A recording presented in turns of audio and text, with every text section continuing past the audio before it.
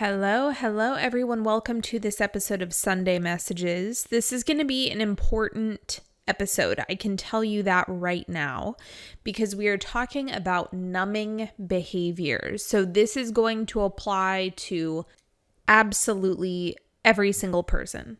So as always, I hope you find this episode helpful. And if you feel the ping to send it to someone, if you know someone needs to hear this and get some support around it, please send this episode to them. Now, of course, because Apex is coming up, the consumption fast component of that mastermind has been very alive for me. So that's kind of where my head is at right now.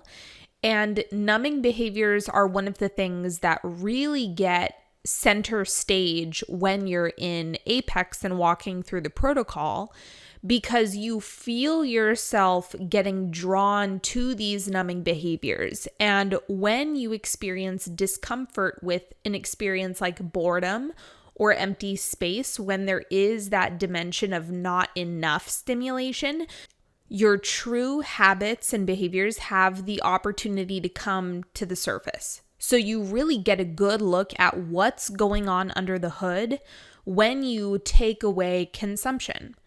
The first thing that I want to break down for you before we really get into the nitty-gritty detail of numbing behavior and what to do with it, how to work with it, blah, blah, blah, more of the technical side of it. I want to explain the function of it because, at least from my standpoint, I feel like numbing behaviors a lot of the time get a bad rap universally. Like it's just automatically deemed as no. If you're numbing, it's bad, bad, bad. But that's not accurate, and I'll prove it to you right now. So tell me, all of you, go ahead and answer this question. Do you want to go to the dentist today and get a root canal without being numbed? Okay, great. I think we're all pretty much in agreement that in that situation, each and every one of us, with very few exceptions, would want to be fully numbed for that procedure. The reason why I'm making this point is that there are times and places where numbing is the better option and numbing is logical and numbing can actually be a tool. So one of my very first mentors called it consciously going unconscious. So that would be, coming home at the end of the day, you've just had a really, really rough day and needing to just remove your brain, put it on a shelf and unplug and just watch Netflix. That, in a sense, can be used as a tool. So once again, as is my usual position, don't throw the baby out with the bathwater when it comes to numbing. The question here that will reveal where you're at is when you look at your numbing behaviors, and we'll get to what those really are here in a moment. Are your numbing behaviors actually supporting you? Because there are ways that they can, in the right context, in the right space. Or are numbing behaviors actually ruining your life, right? Are your numbing behaviors damaging your relationships? Are your numbing behaviors preventing you from doing the shit that you actually want to do in this life?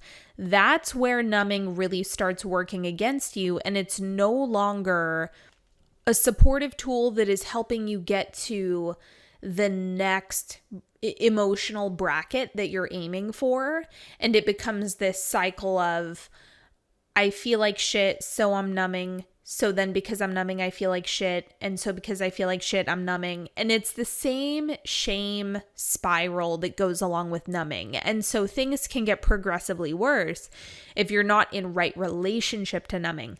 And the reason why I think there are so many people who find this particular topic to be taboo is because numbing behaviors are one of those things that are automatically rejected.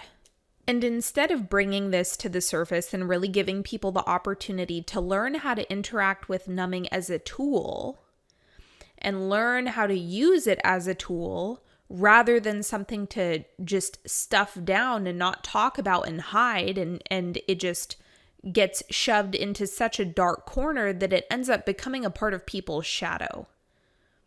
And if there's an aspect of self that has been rejected so far to the point where it's feared, rejected, or denied, well, now you're at the point where you can't use it as a tool. So if there's anything that you take away from this episode, let it be, if you reject something about yourself, it's very difficult to use it. I would go as far as to say the goal here is not to eliminate your issues. The goal is to integrate all aspects of yourself so they're not working against you. That strategy will give you a fat toolbox for sure, because you're not going to be super resistant to these parts of yourself. And it's also not going to make you feel helpless, because the helplessness and defeat and paralysis and shame, like when you start dwelling in those frequencies, they'll just suck you down more and more and more. And it becomes, I don't want to say it's more difficult, but the more you practice it, the more it seems to the human mind unlikely that you will change the pattern. Let's go ahead and unpack what exactly I would consider to be a numbing behavior. Of course, the ones that are most familiar for people are going to be drugs and alcohol, TV, social media, food, sex, masturbation, blah, blah, blah. The other thing that I want to point out here is that a lot of people associate numbing with consumption, and that's not necessarily true. And the reason being is that I would also consider meditation to be somewhat of a numbing tool, depending on what kind of meditation you're using. I would also consider books, like reading magazines, and also exercise and hobbies, I would also consider in certain cases to be numbing behaviors. Again, there's a lot of nuance to this, but when you really look at the bones of what is happening during a numbing behavior, is you are lessening sensation.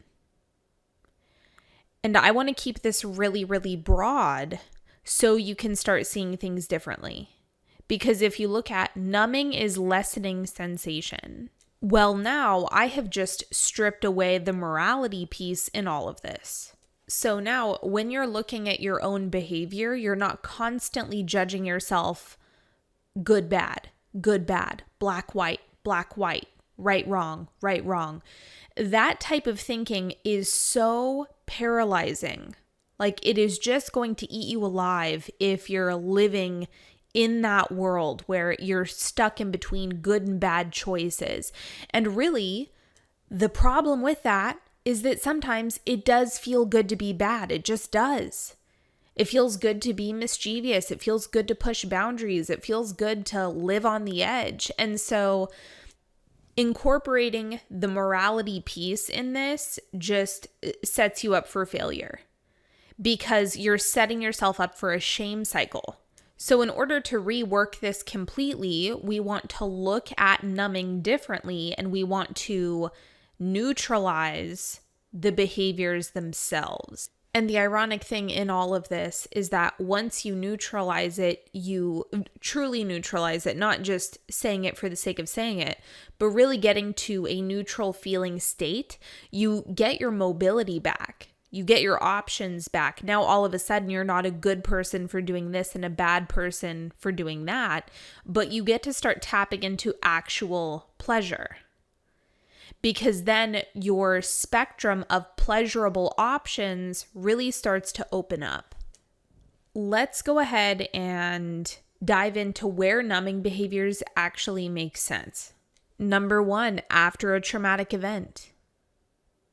Obviously, if something has traumatized you, your brain is probably going to start going into self-preservation mode. And it's going to direct you towards some type of sedative. I'm sure each and every one of us can understand if you're faced with a trauma that is so acute and so painful and so extreme, it's taking you into an emotional range that you're not usually dwelling in. It would be logical that a sedative would be your next step. And it doesn't mean getting blackout drunk. I actually don't think that the majority of people orient towards that right away. That's why I gave so many different examples of what could potentially act as a sedative in your world. The next place where it makes sense is during a really intense spike in your nervous system. So during a heated conversation, if you get some bad news or something really ruffles your feathers or something like that, in the short term, right, maybe you do need to take an hour and go chill out and go do something different or go into a deep meditation. Now, on the heels of an argument, I don't recommend that tool because you're probably going to sit and replay the conversation. It might make sense to go work out or knit or read a fiction novel. That completely makes sense why you would want to apply some sedative, get a little bit of Novocaine, come down off of that intensity, and then that makes sense. That is reasonable. That is a tool. Now you're using a numbing activity, some type of sedative, as a tool that can actually bring you back down to your usual baseline emotional range. And then you can actually have a productive conversation, or you're more level-headed, or you see the situation differently. But the key thing here is that this is a very short term experience that you're having where it's applicable, it makes sense, and it's not destructive. Because once we start getting into it's destructive, well, then that's actually working against you. So there's different things that you would want to apply there. But the reason why we're talking about this is to kind of shake you out of this idea that numbing equals bad. Like really break away from that thought form. The next place where I see a lot of people using numbing behaviors, honestly, I feel like this is very relevant for most people. It is using numbing behaviors in order to avoid. This one can get a little bit sketchy, okay? Because once again, we fall into, in the short term, to get your bearings to shift and find a new emotional state, that could make sense in the short term, but if it becomes chronic, it can have a very rapid snowball effect. Because if you start by numbing to avoid, and then things start piling up and you just get more and more terrified of what you have to face, by that point, it's somewhat of a stalemate. Because it's like, no, I'm too scared, I'm going to keep avoiding this. But the situation, if you're not moving the emotional needle, so to speak, the situation can get worse and you're not actually available for anything different. So that in the long term doesn't work. And that's one of those cycles that people can get really stuck in, because it also operates very similar to a shame cycle. I'm afraid, so I numb. I'm afraid, so I numb. I'm afraid, and then things are getting worse, so I numb more. And then I'm afraid of the thing that's getting worse, and so I numb, and so now it's getting worse, and so on and so forth. It just turns into a total clusterfuck. So the next two numbing patterns that I see most often, and I want to be clear, this isn't an exhaustive list, but these are just ones that I see on a regular basis. So the next type of numbing behavior would be numbing because you're desensitized. So what I mean by that is if your pleasure center is really, really, really weakened, if your pleasure center has atrophied, if you haven't felt true pleasure in a really long time and you're not sensitive to it, numbing is in many cases the better option. Because it's like, well, what else am I going to do? I'm not feeling pleasure anymore. So because I'm so desensitized from pleasure, I'm just going to engage in this state shift, which is what the numbing is actually providing. So sometimes it's not even anything serious that actually drives people to alcohol. It's more of, what else am I going to do? I would rather just have a state shift than nothing at all. And because when you see numbness as a relative sensation, in some cases, if you're really desensitized, numbing is actually more of a sensation than anything else. For the most part, I would say that this category kind of tends to fall into the archetype of the functional addict, not just a functional alcoholic, but having some addictive tendencies only to create some diversity in sensation. But the ironic thing with all of this is that the medicine there is to actually crank up your sensitivity. So every time I've had a client who falls into this category, our work becomes about resensitization. Of course, there's nervous system work that gets incorporated in all of this, but we want sensitivity to return. So in this case, if you get the sensitivity to come back, if all of a sudden there's more of a full range of sensation, then it's easier to feel what feels good and what feels bad. But if the pleasure center is kind of shut down and turned off and you're not as sensitive to what feels good and what feels bad, your compass gets all wonky. And that also has a negative influence on your discernment between a yes and a no. If you can't feel pleasure, if you're really desensitized, yeses and nos aren't as clear. Okay, the last numbing category that I'm giving in this episode at least is numbing because life has become unmanageable. So this is typically last stage. This is something that I don't actually think can generally be corrected independently, or it's very rare. This is the type of situation where people need interventions, where their life is so unmanageable, they're committing felonies in order to get money just in order to numb, that type of behavior, or it's completely obliterated their relationships and their ability to function in the world. And so because there is so much despair that is happening around them, numbing is the only breath of fresh air that they can really get, or the only way that they can actually relax their nervous system, because what's happening outside is just so traumatic that it can't be managed without a constant sedative. The next piece that I want to go into here isn't particularly organized, but it's just a collection of different ideas and suggestions that I have for you and different things to consider. So I'm going to be speaking to a whole bunch of different stuff right now, and you can just pick and choose what it is that you want to take with you. The first thing that I want to mention to, or rather the first pattern that I want to speak to here, is if you have been numbing in order to avoid. So you've been hiding from something and using numbing behaviors in order to hide.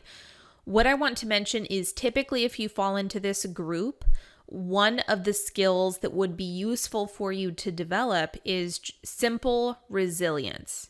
Just straight up doing the hard thing, getting some exposure therapy. A lot of the time, hiding actually makes it worse. And if you're not sensitive to your options, if you're not in tune with what would actually give you pleasure and what wouldn't, you're going to opt for hiding almost every single time. And so for you, the work is really minimization.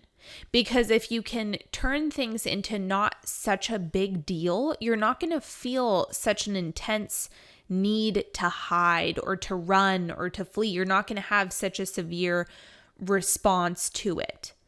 So for you, it would be get your nervous system to chill out in a way that is sustainable. So you would want to immediately go to nervous system tools. I've talked about that a million times on numerous episodes. You want to go directly to your nervous system, and you also want to minimize or neutralize the circumstances and situations in terms of your own perception. So it doesn't mean that anything in the external is going to change. It just means that how you're framing it, how you're speaking about it to yourself needs to calm down. A lot of the time, if you've been hiding for a long time, your mind will make mountains out of molehills, let me tell you that. And when you're there, you get more scared.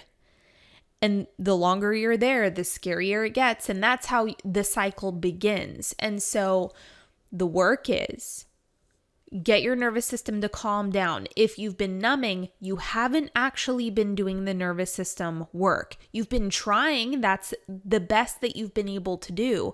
But you want to go straight for the nervous system first. And you want to practice looking at things like they're not such a big deal. This will help you. This has nothing to do with the circumstances. This is so you can start developing this resilience. After several times, I don't know how many, there's not a specific number, but after a few tries where you don't hide, you don't bury your head in the sand indefinitely, once you get some practice and you get some data under your belt where those telenovelas that you had in your mind didn't come to life, then all of a sudden you're not going to be so afraid next time. You're not going to feel so avoidant. The example that I have for you from my personal life is that I used to be terrified of opening my mail.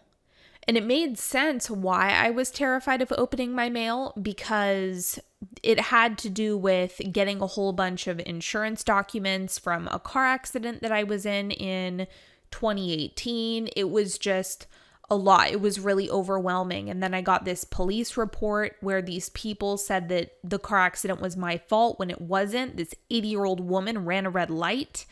And it was just all of this stuff just really, really made me terrified of getting any type of mail. And that was something that I constantly wanted to hide from, or I would actually have to have other people open the mail for me if I didn't know who it was from or I wasn't expecting it. And I was like that for a hot minute. You know, it took me a while to really come down off of that. And then eventually, with time and practice and just ripping the Band-Aid off and really giving myself that exposure therapy, then the ratio started to balance out where it wasn't me being bombarded with a whole bunch of scary mail. I just needed to receive enough mail to the point where it turns out most mail isn't a big deal. But until I actually had the data, going to the mailbox and opening up mail was crippling. Honestly, it was really hard for me. Same thing with getting phone calls. Like after that car accident, I had a really hard time picking up the phone unless it was someone that I knew and I wanted to talk to. Like that was just something that I was really avoidant about for some time.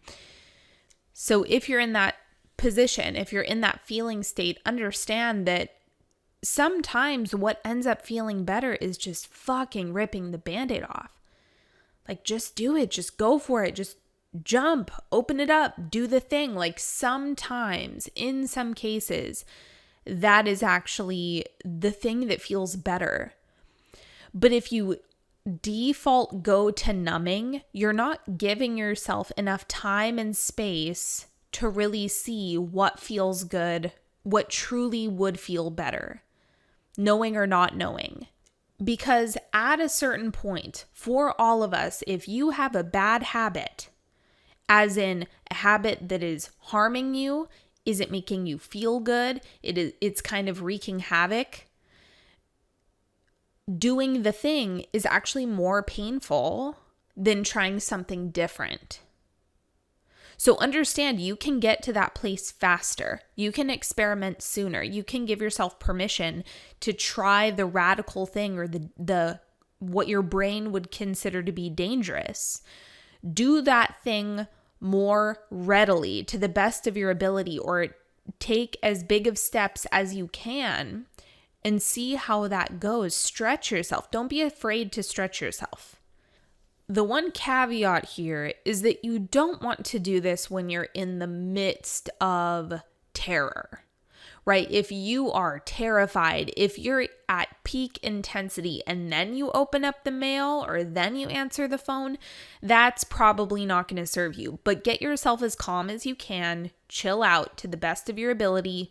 For me, it was sitting on the phone with a friend while I opened up mail, or having someone else do it for me and read things first.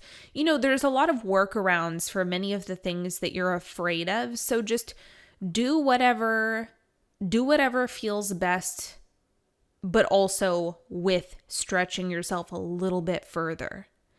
And I promise you that your recovery time, your bounce back time will radically improve. So here is another tool for you. This isn't one that I personally use. I mean, I do something that's similar, but not quite in the way that I heard this presented, but it's super relevant to the conversation that we're having right now. So this was a TikTok video that I saw a long time ago, and it just pinged me right now, so I want to share it with all of you. There was this chick on TikTok who said that she has this thing called a scary hour. And she gathers up all of the things that she's been avoiding, or things that she's been afraid to do, or things that she's uncomfortable with. And in 1 hour, she does all of them. She does everything that she's been avoiding and just cranks it all out. And I don't know who needs to hear that right now, but I just felt called to share that tool because a lot of the time, numbing behaviors, like chronic numbing patterns, have a tendency to stem from little maintenance that you haven't been doing. So the interesting thing is if you start incorporating little maintenance along the way, not doing it every day necessarily, but just try little bits and pieces along the way, it'll build your resilience. It's going to make things feel like they're not such a big deal, and it's going to give your confidence a boost. So if all of those things are happening, you're not going to feel such a strong compulsion to numb because you're already in a more feel-good sensation. Your emotional state is going to rise.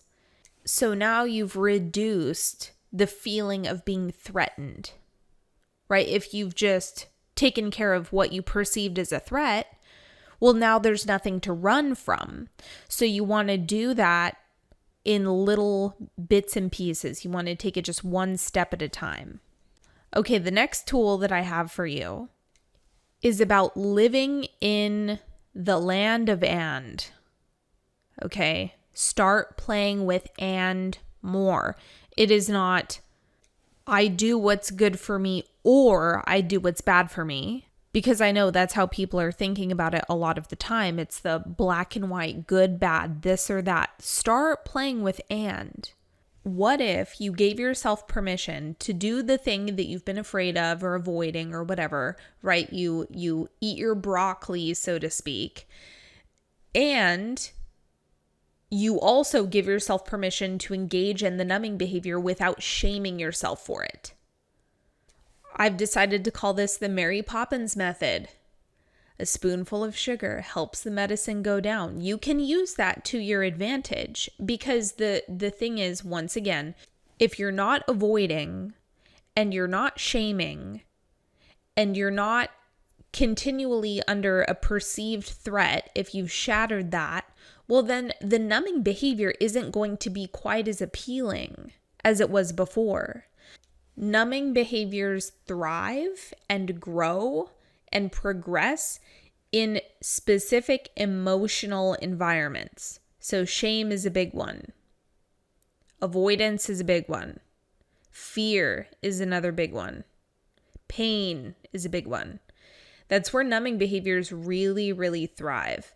And so if you can emotionally tweak this to where, well, what if you did remove the shame component? Now the numbing doesn't have quite as much power because the shame will push pretty much anything into your shadow. Let me just put this here. I'm probably not going to dedicate an entire podcast episode to shame, even though I probably could talk about it. But I really don't feel that it deserves its own episode because it's another boogeyman like unworthiness. Like shame is like passed down from humans. Shame is a make-believe feeling that humans came up with. And the other interesting thing about shame and unworthiness for that matter is that they help nothing. Like even people who are committing horrific crimes, shame would do nothing but push it deeper into their shadow, become an aspect of themselves that they reject, and not be workable from that point. Like shame is it's not pointless. It's actually more destructive than neutrality. Like, neutrality gives you space to evolve. Shame keeps you trapped. Okay, let's move on and start talking about state shifting. So one of the things that I discovered in Apex when I was taking myself through the protocol initially was that I didn't realize that boredom was actually a pretty good position to be in. And I could actually start generating a lot of energy and get my creative energy flowing in the direction that I wanted it to go. So before, what was happening is I associated boredom with discomfort, and I was missing a really, really, really important tool that I didn't even realize I had in my arsenal, because boredom is one of those feelings that, yeah, it's not a wonderful sensation. Like, I don't love the feeling of boredom. I don't want it every day. But it's also something that if you get a little bit past that, your day can really open up and it can shift in a lot of ways. Because boredom is not like depression. It's not like rage. It's not something where you're getting sucked into all of these negative emotions. Boredom is like on the cusp of really good feelings. But because I had never really explored boredom in a really thorough way up to that point, I was really blind to this. So what ended up happening when I was met with boredom in Apex, I would use it in order to shift my state. Whereas before, when I wasn't on a consumption fast, I would experience boredom, and then generally I would want to consume something. Boredom would trigger a sensation where I want to consume. And as soon as you start consuming or have some type of numbing behavior where you don't have as much control over your state, whatever you're consuming is going to have a strong influence on your mood and your emotions.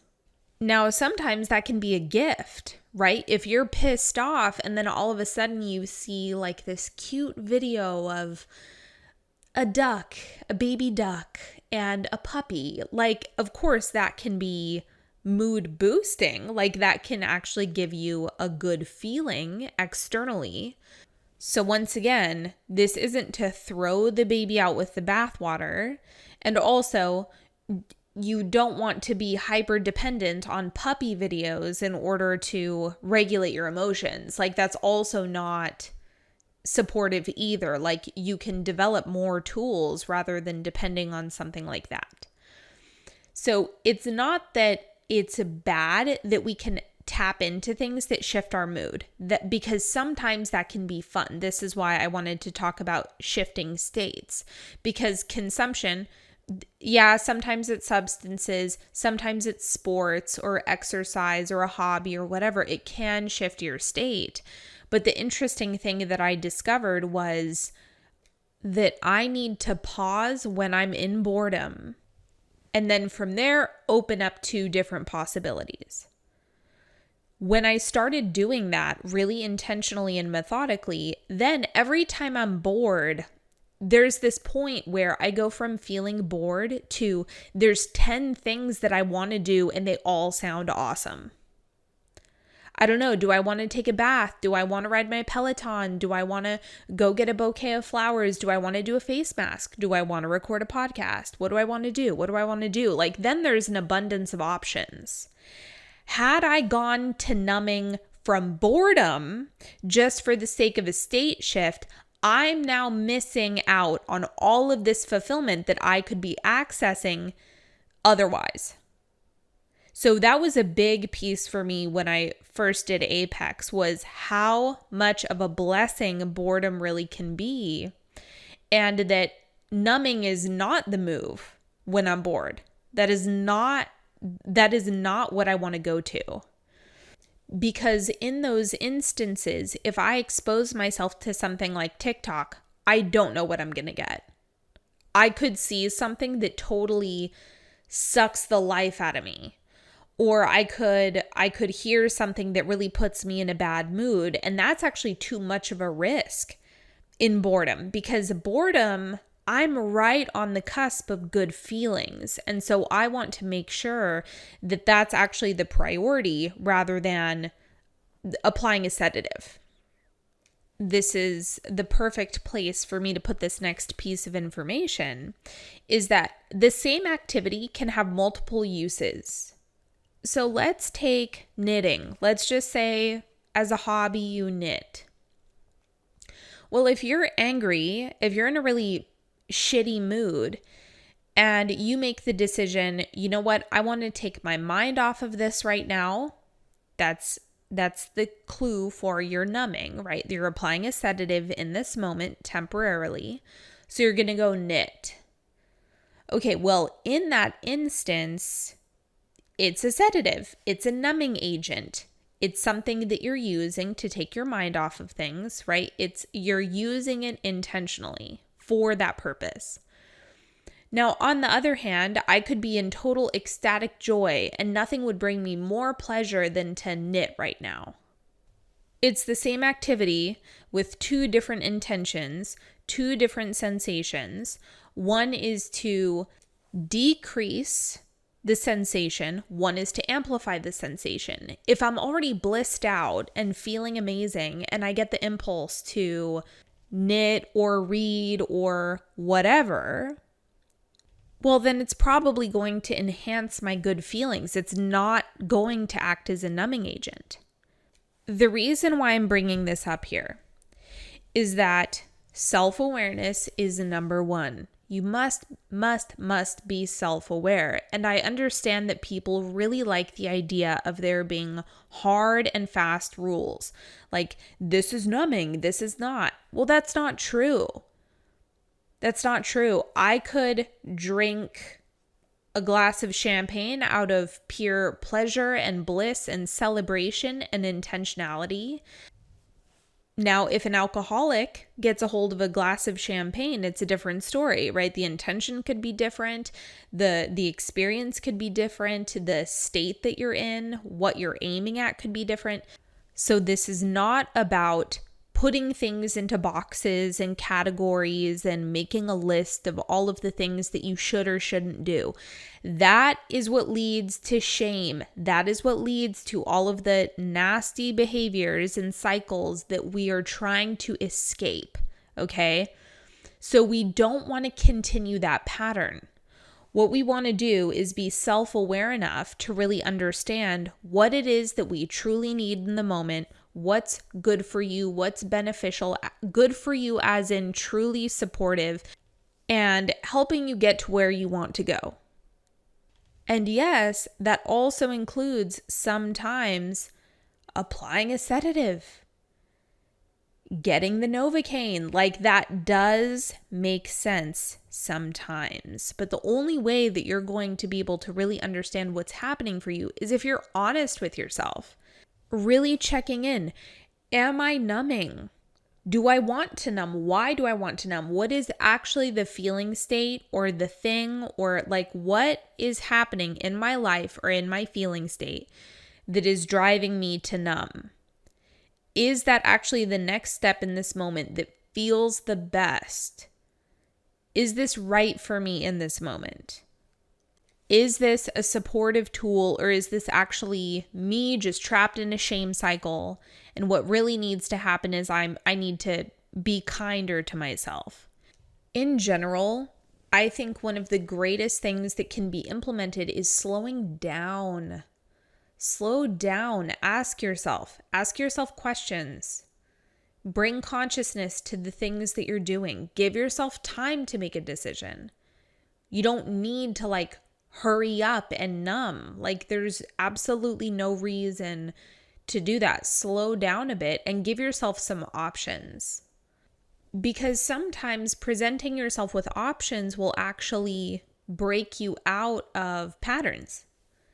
Giving yourself time, giving yourself options, diversifying things can help, because it can also illuminate, the numbing behavior is not always what feels best.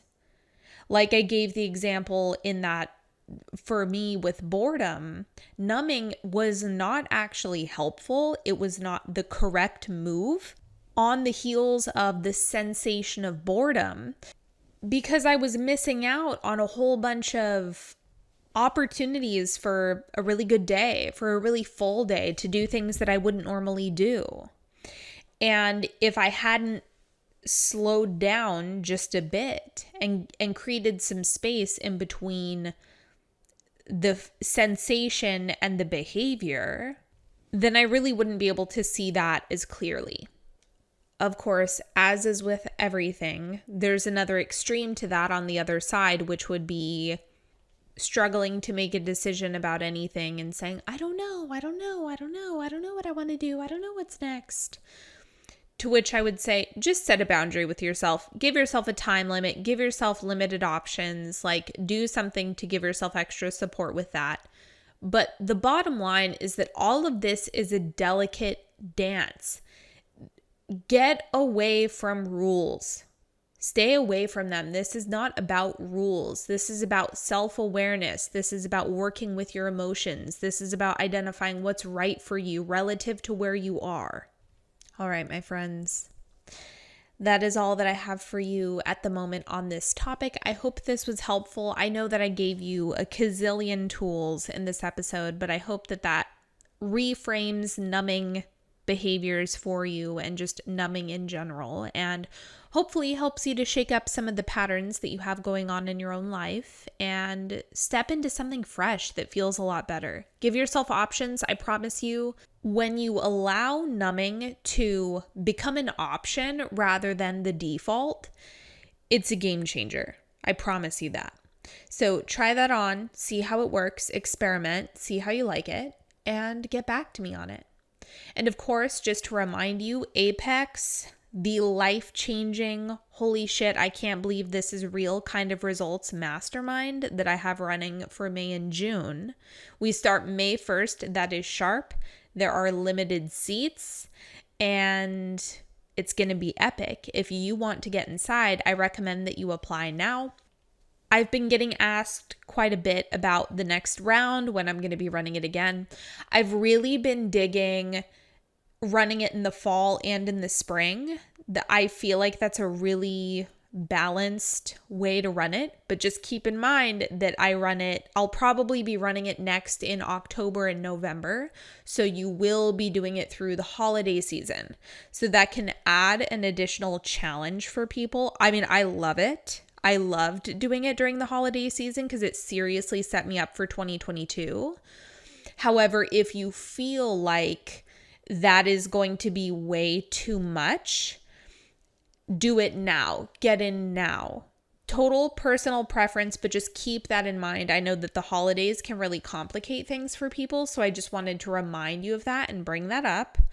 And of course, if you have questions, if you have anything that I haven't addressed or that you'd like to know about, please email me, send me a message on Instagram, whatever, however you like to communicate with me. I am available and would be happy to answer all of your questions, or my team will answer your questions, and we can see if it's a good fit. So don't be afraid to reach out, and I will talk to you all so soon. Have an amazing week, and I will talk to you next time. Have a good one, everybody. Bye-bye. Bye-bye. Bye-bye.